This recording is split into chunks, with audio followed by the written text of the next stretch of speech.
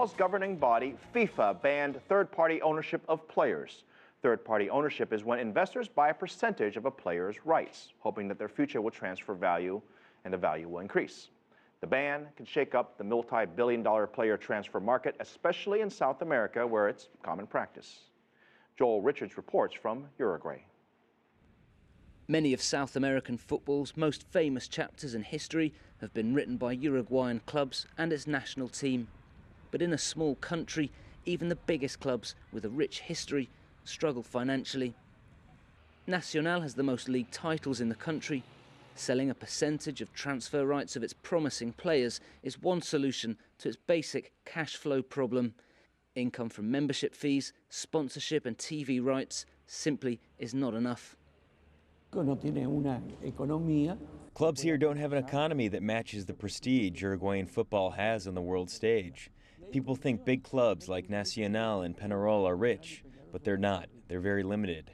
The Uruguayan market is small.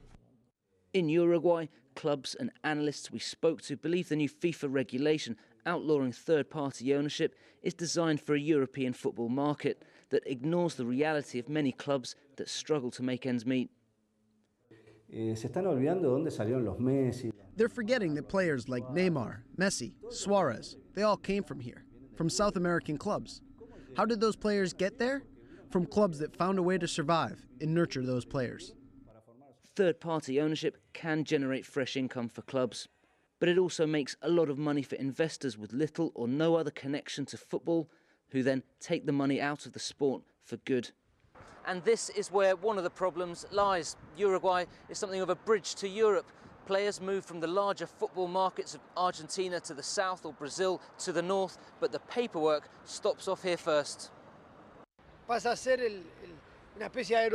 Clubs are almost like a terminal at an airport where players arrive, stop over, and move elsewhere. It's almost always the businessman who makes the money here. There are players who don't know where the club is or what are the colors of the club that they are supposedly playing for.